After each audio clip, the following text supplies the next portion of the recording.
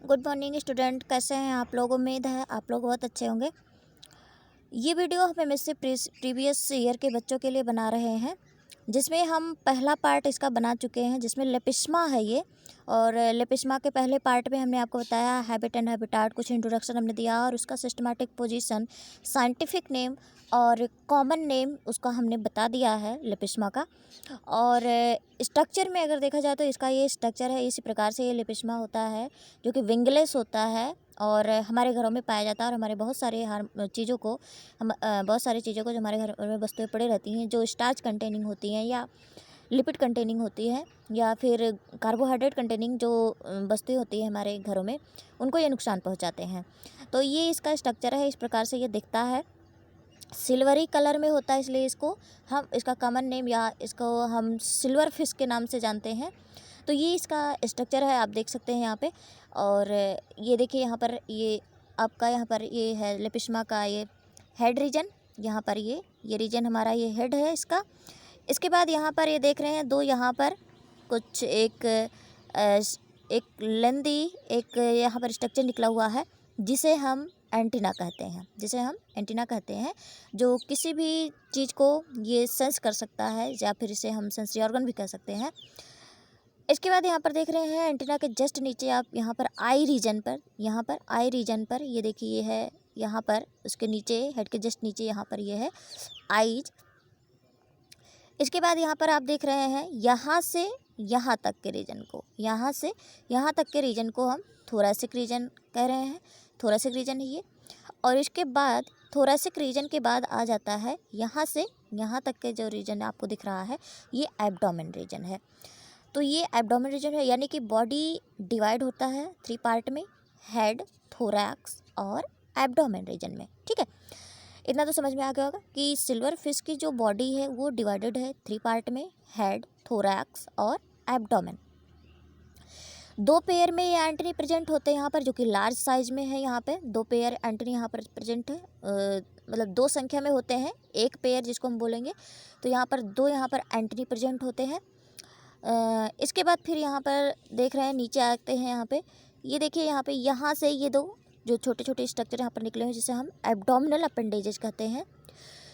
Abdominal appendages है ये। और ये देखिए यहाँ से यहाँ तक के रीजन को हम एब्डोमेन कह रहे हैं। तो एब्डोमेन रीजन यहाँ पर, इस एब्डोमेन रीजन में इन दोनों स्ट्रक्चर के पाए जाने के कारण इसे हम एब्डोमिनल अपेंडेजेस कह रहे हैं। यहाँ पर देखिए 2 एनल सरसी निकले हुए हैं और ये है कॉडल फिलामेंट। ठीक है, ये है कॉडल फिलामेंट। तो इस प्रकार से ये लेपिस्मा का स्ट्रक्चर हो गया। लेपिस्मा के स्ट्रक्चर में आप देख लीजिए, यहाँ पर इसकी जो बॉडी होती है वो सेगमेंटेड होती है 8 to 11 सेगमेंट में, यानी कि यहाँ से थोरैसिक रीजन से लेकर के एब्डोमेन रीजन तक इसकी जो बॉडी सेगमेंट होती है वो 8 से लेकर के 11 सेगमेंट इसमें होते हैं। ठीक है, तो इसमें आपने इस स्ट्रक्चर में आपने इसको देख लिया और इसको आप पहचान भी रहे हैं। और इसका जो कलर होता है वो सिल्वर कलर में होने के कारण या ग्रे सिल्वर कलर में होता है, जिसकी वजह से इसे हम सिल्वर फिश कहते हैं। पिछले वीडियो में हमने बताया था कि आपको habit and habitat systematic position हो गया, और हैबिट एंड हैबिटाट के साथ इसको हमने बताया था कि डिस्ट्रीब्यूशन इसका कहाँ पर हुआ है। तो वो सब चीज़ों को हम बता चुके हैं। जो बच्चे नए हैं वो हमारे पिछली वीडियो में जा कर के, इसी चैनल पर हमारे पिछली वीडियो में जा कर के उस चीज़ को देख सकते हैं, इसके इंट्रोडक्शन को, हैबिट एंड हैबिटाट को, डिस्ट्रीब्यूशन को, इन सारी चीज़ों को और हार्मफुल एक्टिविटीज़ को ये देख सकते हैं जा कर के। तो पिछली वीडियो में जानने के लिए और देखने के लिए हमारे इस चैनल को सब्सक्राइब करें, और वीडियो अच्छी लगे तो लाइक करें, शेयर करें। और अगर आपके पास कोई क्वेरी है, कोई क्वेश्चन है, तो उसको आप कमेंट सेक्शन में जा कर के उस क्वेश्चन को लिख सकते हैं, हमें दे सकते हैं। अब इस वीडियो में हम सेकंड पार्ट में इसको हम बताने जा रहे हैं। हार्मफुल एक्टिविटीज़ के बाद ये है रिप्रोडक्शन एंड लाइफ साइकिल, लेपिस्मा का रिप्रोडक्शन एंड लाइफ साइकिल। तो लाइफ साइकिल में यहाँ पर हम देखते हैं ड्यूरिंग मेटिंग प्रोसेस, जब इनको रिप्रोडक्शन करना होता है, मेटिंग प्रोसेस के दौरान the male silver fish releases a package of sperm called spermatophore. जो मेल सिल्वर फिश होता है, मेटिंग के दौरान ये पैकेज ऑफ स्पर्म के एक पैकेज को रिलीज करता है, जिसे हम स्पर्मेटोफोर कहते हैं।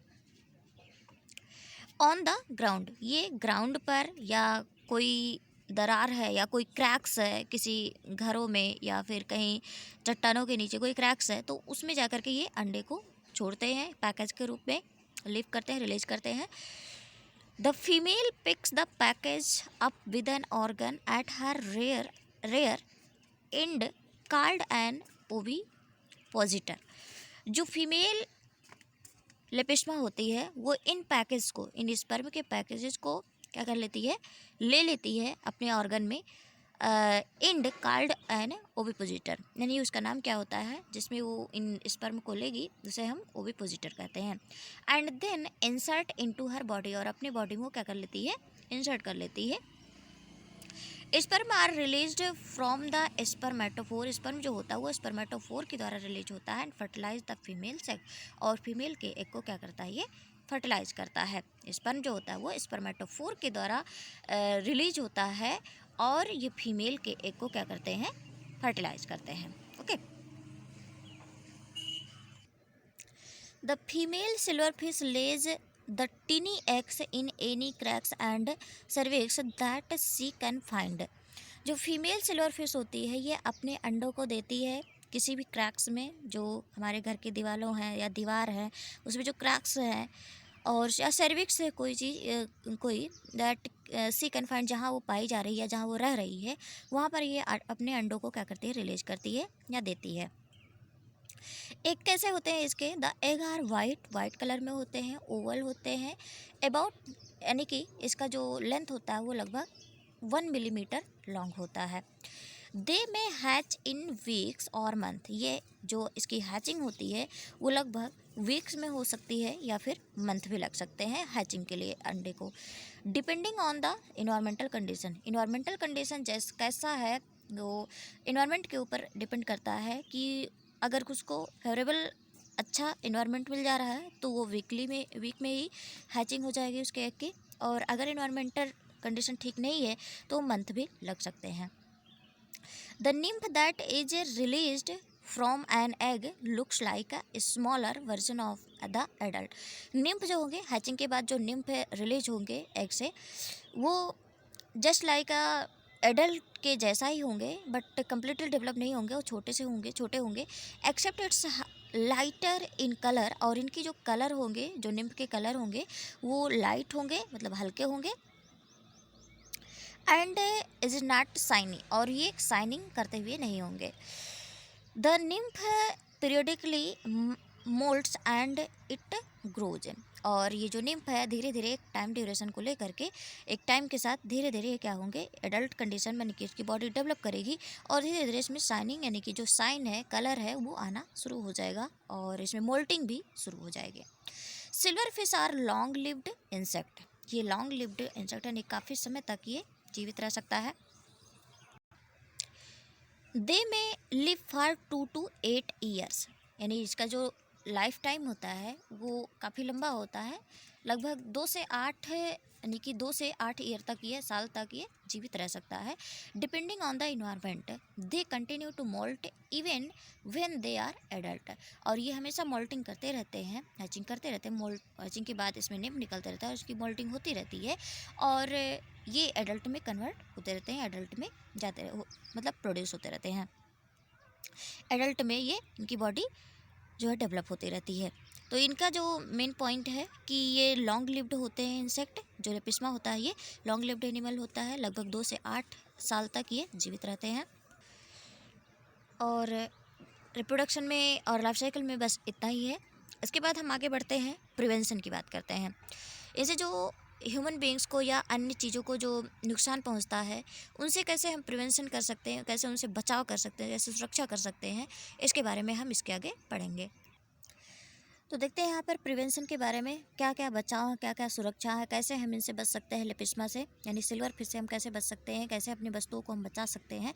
तो यहाँ पर देख सकते हैं कुछ पेस्टिसाइड, कुछ हम साफ़ सफाई रख करके अपने घरों में इनसे हम अपनी चीज़ों को, अपनी वस्तुओं को बचा सकते हैं। तो देखिए, it is best to avoid removing silver fish with pesticide unless chemical are absolutely necessary specially. इनको अवॉइड करने के लिए, इनको रिमूव करने के लिए, इनको एलिमिनेट करने के लिए सिल्वर फिश को सिल्वर फिश को इसको हम रिमूव करने के लिए कुछ पेस्टिसाइड्स या केमिकल्स हम यूज करते हैं, जो कि ज़रूरी भी है इनको रिमूव करने के लिए। इफ़ यू हैव चिल्ड्रन और पेस्ट, अगर आपके घर में कुछ पालतू जानवर हैं या कोई बच्चे हैं छोटे, तो उनसे उनका प्रोटेक्शन करने के लिए, उनको भी बचाने के लिए हम कुछ पेस्टिसाइड या फिर केमिकल्स इनको रिमूव करने के लिए लेपिस्मा को हम यूज करेंगे। बस अपने घरों में जो पालतू जानवर हैं या छोटे बच्चे हैं, बस उनको संभाल के रखें या उनसे इन केमिकल से, इन पेस्टिसाइड से दूर रखें ताकि उनको नुकसान ना पहुंचने पाए। The favour dangerous toxins in the favour एक डेंजरस टॉक्सिन्स है जिनका यूज हम अपने घरों में कर सकते हैं इनको रिमूव करने के लिए। ए स्मॉल मॉडरेट इन्फेस्टेशन में be solved by eliminating the insect food source, preventing moisture buildup and reducing humidity. तो कुछ ऐसी भी चीज़ें हैं हम छोटा सा ध्यान दे करके, या कोई भी हम नॉर्मली जो ध्यान देते हैं डेली, ऐसे ध्यान दे करके हम अपने घरों की साफ़ सफाई कर सकते हैं। और साफ़ सफाई करके, या फिर अगर हमारे घर में कहीं कोई मॉइस्चर युक्त कोई मतलब कोई स्थान है, तो उसके मॉइस्चर को ख़त्म करके या उस जगह पर साफ़ सफाई करके उसके मॉइस्चर को ख़त्म करके और ह्यूमिडिटी को हम रिमूव करके या लेस करके, कम करके, हम इसको जो है, इसके जो एग हैं या इनकी जो कॉलोनी डेवलप है उस मॉइस्चर युक्त स्थान पर, वहाँ से हम इनको रिमूव कर सकते हैं। A larger one may require trapping and disposal. हम स्वच्छ वाटर का या प्योर वाटर का यूज करके भी इनकी धुलाई कर सकते हैं, या जो हमारे घरों में कोने कोने में पड़े हुए कुछ गंदगी हैं या मॉइस्चर युक्त स्थान है, उनको भी हम साफ़ सफाई करके इनको हम रिमूव कर सकते हैं। इसके बाद हम बात करते हैं द फॉलोइंग हाउस क्लीनिंग, जैसे कि हम कुछ यहाँ पर और भी देखेंगे कि क्या क्या और करके इनका क्या कौन कौन से और प्रोटेक्शन यूज कर करके या फिर कौन से और सावधानियाँ बरत करके इनको हम रिमूव कर सकते हैं। तो यहाँ पर देख सकते हैं the following house cleaning and maintenance steps will help to solve to silverfish problem and में एलिमिनेट द पेस्ट कम्प्लीटली। तो अपने घरों की साफ़ सफाई करके और भी कौन कौन सी सावधानियां रख करके हम इनको एलिमिनेट कर सकते हैं अपने घरों से, यहाँ पर आइए जानते हैं। तो यहाँ पर कुछ हमने यहाँ पर पॉइंट दिए हैं कि मतलब क्या क्या कर करके या फिर कौन से ऐसे सावधानियाँ जिनको हम यूज करके अपने घरों में इन लेपिस्मा को या सिल्वरफिश को हम रिमूव कर सकते हैं। जैसे कि रिपेयर एनी लीकी पाइप्स और फिसेट्स। तो जैसे कि हमारे घर में अगर कोई लीक पाइप है जिसमें क्रैक्स बने हुए हैं या जिसमें मॉइस्चर कुछ हो, तो उस पाइप को हम रिपेयर करके उनके रहने वाले स्थान को हम जो है हटा सकते हैं, जिससे वहाँ पर वो डेवलप ना कर सकें। दूसरा पॉइंट यहाँ पर देख सकते हैं, use a humidifier to reduce moisture in the air. हमें ह्यूमिडिफायर जो है मशीन का यूज करना चाहिए, जिससे हम मॉइस्चर को हम एयर में निकाल सकें और मॉइस्चर जो स्थान हमारा मॉइस्चर युक्त है वो ड्राई हो सके। Perform regular tidying, cleaning and vacuuming to remove silverfish egg and crumbs, scraps of paper, debris and mould. और भी क्या सावधानियाँ बरत सकते हैं अपने घरों में? टाइडिंग, क्लीनिंग, घरों की साफ़ सफाई करके, vacuuming to remove silverfish egg, vacuum का यूज़ करना चाहिए, वैक्यूम ट्यूब का यूज़ करना चाहिए, वैक्यूम क्लीनर का यूज़ करना चाहिए। जैसे हम सिल्वरफिश के एग को अगर किसी क्रैक्स में पड़े हुए हैं या फ्लोर हमारे फर्श में, हमारे घरों पर है या कहीं भी है, तो वैक्यूम ट्यूब का अगर यूज़ करेंगे या वैक्यूम क्लीनर का यूज़ करेंगे, तो जो सिल्वरफिश के एग हैं किसी क्रैक्स में अगर पड़े हैं तो वो भी क्या हो जाएंगे, उसकी भी साफ़ सफाई हो जाएगी, वो भी रिमूव हो जाएंगे। एंड स्क्रैप्स ऑफ पेपर, जैसे कुछ कागज़ के टुकड़े पड़े हुए हैं तो उनको भी हम, और डेब्रीज एंड मोल्ड्स ऐसे भी कुछ और भी चीज़ें हैं, तो हम वैक्यूम क्लीनर का अगर यूज करेंगे तो ये सभी चीज़ें वहाँ से रिमूव हो सकती हैं। और भी देख सकते हैं यहाँ पर कुछ और पॉइंट भी आपके सामने लिखे हुए हैं। Remove any uneaten pet food, अगर कोई आपके घर में कोई जानवर है, अगर उसने कुछ खाना खाया है तो अगर कुछ बच गए हैं, कुछ गिर गए हैं, तो उनको भी हमें तुरंत ही साफ़ सफाई कर देनी चाहिए। तो remove any uneaten pet food, तो कोई भी पेट के द्वारा खाया गया कोई भी फूड है तो उसे भी हमें साफ़ कर देना चाहिए, अनईटन रिमूव कर देना चाहिए। क्लीन अंडर सिंक्स, जो सिंक्स हैं हमारे घरों में, उनको हमें उनकी भी साफ़ सफाई करनी चाहिए, जिससे वहाँ भी लिपिस्मा के रहने के जो स्थान है वो भी रिमूव हो सके और वहाँ पर वो डेवलप ना कर सकें। Don't forget to clean crevices such as base of ovens and refrigerators and along base boards. तो जो हमारे घरों में सर्विक्स है या फिर ओवन है या रेफ्रिजरेटर है जो कई दिनों से ऐसे लगातार पड़ा रहता है, इनकी हम ध्यान नहीं देते हैं, तो जो उनके बेस बोर्ड्स हैं या जहाँ पर वो रखा गया है उसके नीचे या उसके ऊपर भी हमें क्या करना चाहिए, साफ़ सफाई करनी चाहिए, जिससे वहाँ भी उनको कोई स्थान ना मिल सके और अपना डेवलपमेंट वहाँ पर ना कर सकें लिपिस्मा। इसके बाद और भी देखते हैं, fill any cracks that you notice. आप अपने घरों में जो भी क्रैक्स हैं या जो भी दरारें हैं उनको अगर आपको दिखाई दे तो उन्हें हमें फिल कर देना चाहिए, जिससे वहाँ पर सिल्वर फिश को स्पेस ना मिल सके और वहाँ पर वो कॉलोनी को डेवलप ना कर सके। इसके बाद आगे देखते हैं, और भी पॉइंट यहाँ पर लिखे हुए हैं, seal any areas where wallpaper has become detach from the wall. Seal any area, तो उस एरिया को हमें सील कर देना चाहिए जहाँ पर आपने किसी दीवार पर अगर आपने कोई वॉलपेपर को क्या किया है, चिपकाया हो या लगाया रहा हो, तो उस ग्लू वाले एरिया को हमें सील कर देना चाहिए, साफ़ कर देना चाहिए, जिसकी वजह से वहाँ पर भी ये ना पहुँच सके और डेवलप ग्रोथ ना कर सके। इसके बाद भी और हम यहाँ पर देखते हैं और भी कुछ पॉइंट्स हैं जिनका हम यूटिलाइजेशन कर करके जो है इनकी रिमूविंग को या इनको एलिमिनेट कर सकते हैं। जैसे कुछ बुक्स हो गए, मैगजीन्स हो गए, न्यूज़पेपर्स हो गए, should be placed in enclosed area such as cabinets, cupboards and plastic storage containers. तो जैसे बुक हो गए, मैगजीन्स हो गए, न्यूज़पेपर हो गए, तो इनको हमें किसी इनक्लोज्ड एरिया पर हमें रख देना चाहिए, उसको हम बंद करके रखना चाहिए हमें। Cupboards and plastic storage containers, या फिर कोई प्लास्टिक स्टोरेज कंटेनर हो उसमें हमें रख देना चाहिए, जिससे वहाँ पर उनको जाने का कोई भी प्लेस ना मिल सके और टोटली वो ड्राई कंडीशन में हो। तो अगर मॉइस्चर होगा तो वो डेवलप करेंगे, अगर मॉइस्चर नहीं होगा तो उस स्थान को वो छोड़ देंगे। हमें अपने पेपर को या फिर जो बुक या मैगजीन हमने जो लगा रखा है या रखा है अपने घरों में, उनके भी हमें प्रॉपर डेली वाइज हर दिन समय समय पर जो है उनका भी ध्यान देना चाहिए, उनकी साफ़ सफाई करते रहना चाहिए, जिससे वहाँ पे कोई मॉइस्चर उन बुक्स या मैगजीन्स या न्यूज़पेपर्स में कोई भी मॉइस्चर ना होने पाए और लेपिस्मा यानी कि सिल्वर फिश वहाँ पर डेवलप ना करने पाए। Make sure to cupboard door and storage container lids close firmly with no gaps or seal them shut until silverfish have been eliminated from the home। तो इस प्रकार से हमें श्योर हो जाना चाहिए जो भी स्टोरेज है या कंटेनर है, लिड्स, कोई भी चीज़ हमारे घरों में रखा है या कोई भी गैपिंग नहीं है या जो भी गैप है उसको अगर हम सील कर दें या क्लोज कर देंगे, फिल कर देंगे, तो सिल्वर फिश को वहाँ पर रहने का कोई भी प्लेस नहीं मिल पाएगा और इस प्रकार से जब कोई भी प्लेस उससे नहीं मिलेगा तो हमारे घरों से एलिमिनेट हो जाएंगे, बाहर चले जाएंगे।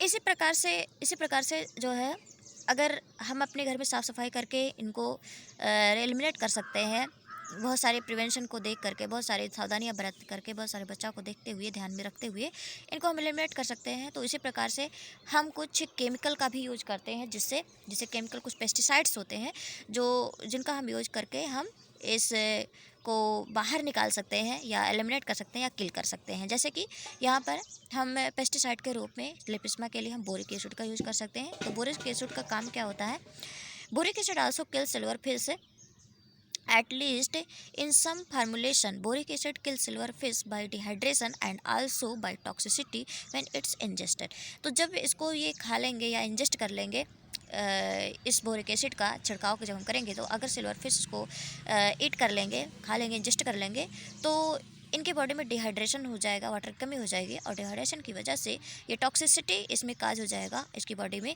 और ये बोरिक एसिड के यूज से, ये इंजेस्ट करने की वजह से ये इनका क्या हो जाएगा, डेथ हो जाएगा, यानी कि ये किल हो जाएंगे, किल कर दिए जाएंगे। तो इस प्रकार से कुछ केमिकल पेस्टिसाइड का यूज करके हम जो है इनका एलिमिनेशन कर सकते हैं, इनको हम अपने घरों से रिमूव कर सकते हैं। इसी प्रकार से बोरिक एसिड के साथ साथ हम जो है पायरीथ्रिन्स का भी यूज कर सकते हैं। ये भी एक केमिकल एजेंट है, केमिकल पेस्टिसाइड्स है। तो पायरीथ्रिन्स का भी काम क्या होता है, pyrethrins are often used in preference to more dangerous pesticide.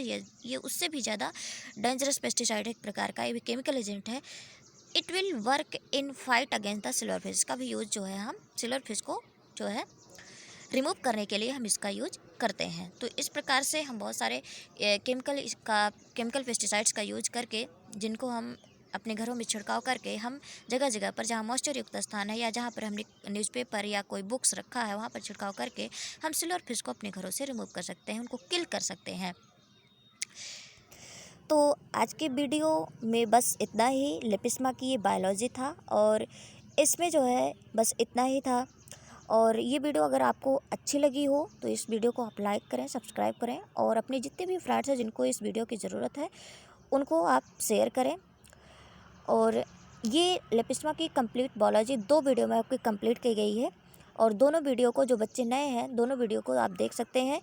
और इसी चैनल पर जा कर के आप इस चैनल को सब्सक्राइब करें। इस चैनल पर जा कर के आप पिछली वीडियो को आप देख सकते हैं, जिसमें लेपिस्मा की बायोलॉजी का introduction, habit and habitat, distribution आपको बताया गया है, और कुछ हार्मफुल एक्टिविटीज़ बताई गई हैं। और आज की इस वीडियो में हमने आपको बताया रिप्रोडक्शन, लाइफ साइकिल और प्रिवेंशन, और कुछ केमिकल पेस्टिसाइड्स का यूज करके कैसे हम इनको किल कर सकते हैं, कैसे अपने घरों से रिमूव कर सकते हैं। आज की वीडियो में आपने इसको जाना। ठीक है, तो आज की वीडियो में बस इतना ही। Thank you for watching.